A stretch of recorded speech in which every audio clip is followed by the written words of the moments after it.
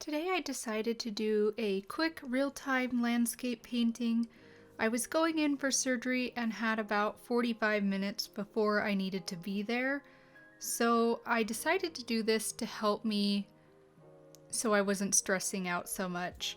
I wasn't so stressed about the surgery as much as I was about getting an IV. I am terrified of needles and I try to calm myself down, but inevitably, I don't know why, they just freak me out. So to start out, I decided to put in a quick sketch. I took this picture of the mountains near my kids' school. I love the temperature contrast as well as the fall leaves against the snowy mountains. We haven't had a lot of snow this last several years, and I'm so grateful to have some. If you would like to see more real-time videos like this, don't forget to subscribe. It really does help me out and allows me to continue to create more content like this for you. So thank you. I'm starting this painting off in my Moleskine watercolor sketchbook, marking it off with some washi tape that says, "Find your happy." And that's definitely what I was needing at this time. I decided to spend no more than 5 minutes on this sketch. I really just want to get an impression of this picture and the feel that I had when I took it.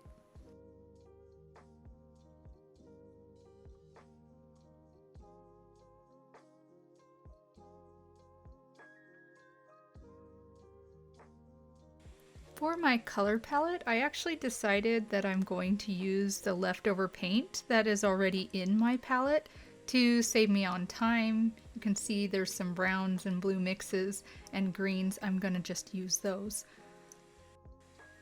And I'm gonna start by going in wet on dry. This will give me a lot more control. And I use that dark purple color as well as some burnt sienna mixed in with it for the mountains. I want to use this color to keep the mountains fairly dark.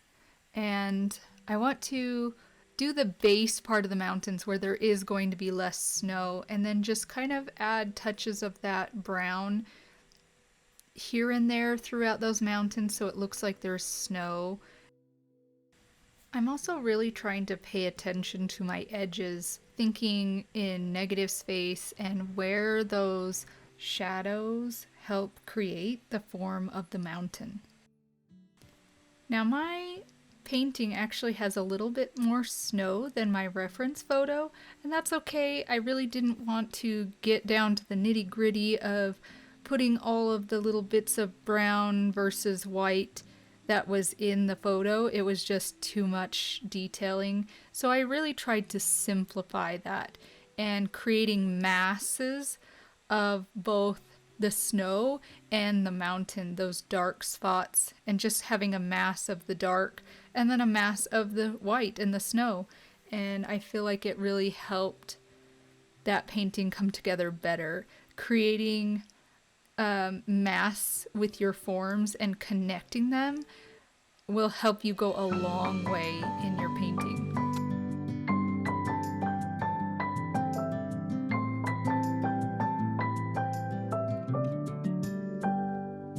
May you always find your way to higher ground. May you always keep your head held up high. Pretty little thing, you're a diamond in the rough, shining from within. I can tell that you're tough. Just the sight of you when I'm at my weakest point makes a world of difference, oh you make me strong. Pretty little thing, you're a diamond in the rough, shining from within. I can tell that you're tough. Ordering a cup of love, feel it rising up and above. You will always keep my heart and soul strong. plant your seeds and watch them grow. The light will always know where to go. You will always keep my heart and soul strong.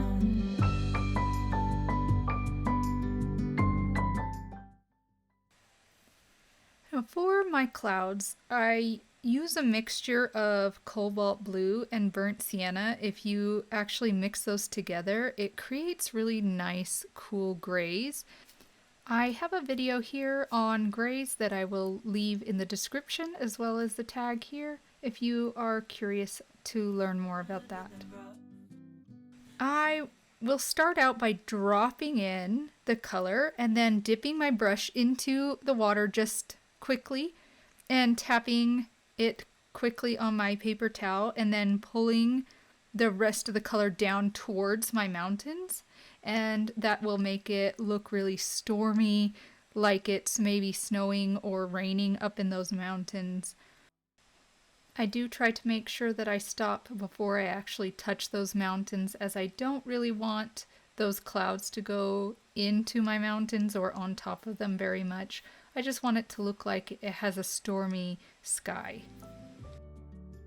For my trees, I really want to create a mingled wash. So I'm going to mix some of that dark mixture I used for the mountains, and I add bits of sap green or quin gold or Hansa yellow light to that mixture, creating different colors of foliage. And every time I go back into my paint, I add something different. I either add a little water and add a lighter tone, or I will go into those darker tones.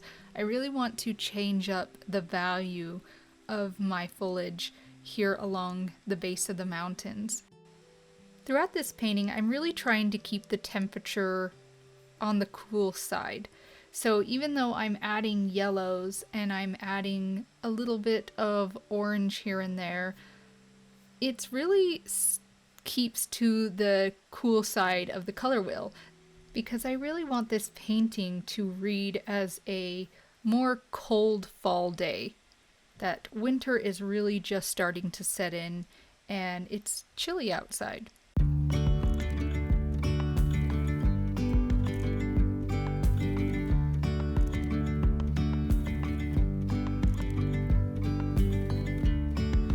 Yesterday there was sun and there was rain, beauty in the mundane. And as the light startled our eyes, we let go of disguise. And now there's something in the air and a sparkly shimmer on our skin, restoring everything within. Oh, dreamy, breezy we go, easy, easy on our tiptoes, undercover agents of the other, beyond gravel, beyond all.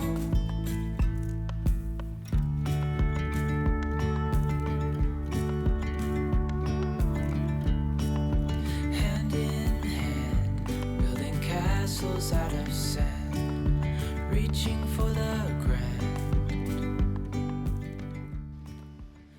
For the field, I use raw sienna, just pulling it across, leaving the pathway, and then dabbing it in on the other side by the trees, and adding sap green to some of the grasses. Breezy we go, easy, easy on our tiptoes, undercover agents of the other, beyond gravel, beyond all. A bigger scale the world inhales as we go. And then adding a little bit more burnt sienna to my gray, I drop it in for the pathway. taking a thick butter or cream consistency of burnt sienna, I use my liner brush to draw in the trees. My paper is slightly damp still, so it bleeds a bit, and I decide to wait a few minutes for it to dry, and then I can go in again with the trees. Ah, yes, much better. So besides doing the trees, I also touch up anything I don't care for, or I add details I feel that it needs. So what I will do at this stage sometimes is I will set my painting up somewhere and I'll stand back, or I'll walk away if I have the time from it for a little bit and then come back and see what kind of details it needs.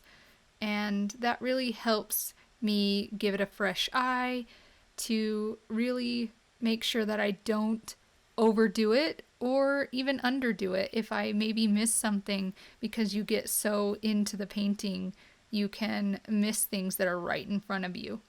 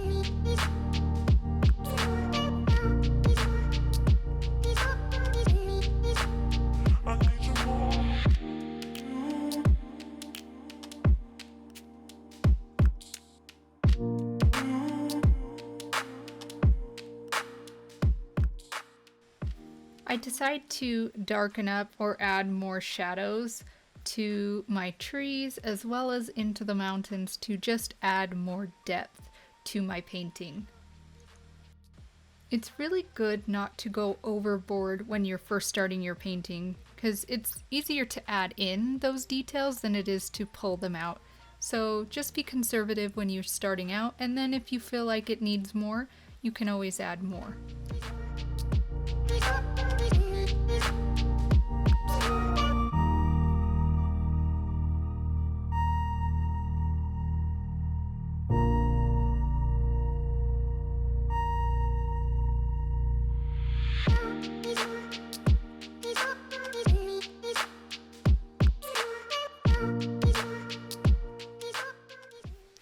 In the end, I was really happy with how this painting turned out, especially for just doing it in 30 minutes and deciding that morning that that was what I was going to do. It really was what I needed to help me de-stress before going into my surgery. And if you were wondering, the surgery did go really well, and I am really just grateful for the doctors that I have. I'm feeling great. And I'm so grateful for those who took the time to write me and for those who have helped me and my family during this time.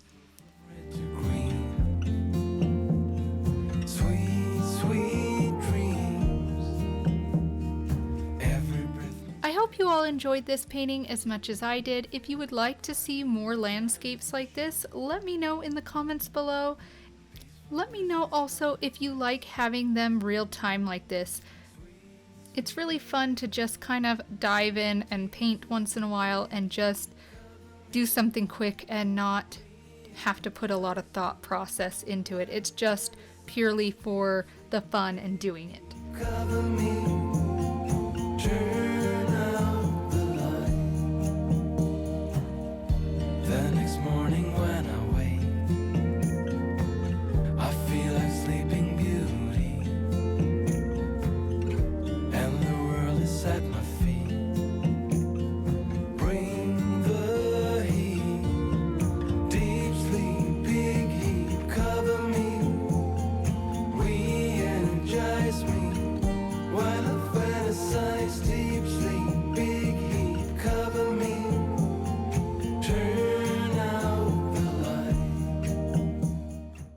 Gotta get in those last little bits of details, and now it is time to take the tape off and see how it looks. Yay! We can rest in clouds and suns. Maybe, just maybe, I wanna explore the unknown. Tell me, maybe, I say come, whatever comes. Always remember to sign and date your paintings. It's a great way to keep track of when you did them and even where they're from. I always put a little bit of a "this is where it was," or a little note or journal entry of what was going on and why you did that painting. Thank you so much for watching. Don't forget to subscribe and to click that bell so you can be notified when I upload new videos like this. Start to finish, I did this in about a half an hour, which is great. It helped keep my mind off the surgery. And if you would like to see more landscapes like this, check out my Shorelands plein air video right here. And I will see you in the next one. Bye!